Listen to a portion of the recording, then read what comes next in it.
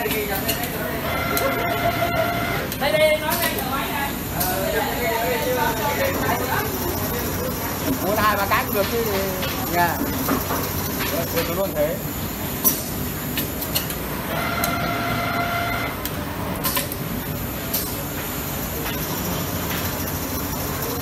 Trong cái này nó có cái nút chỉnh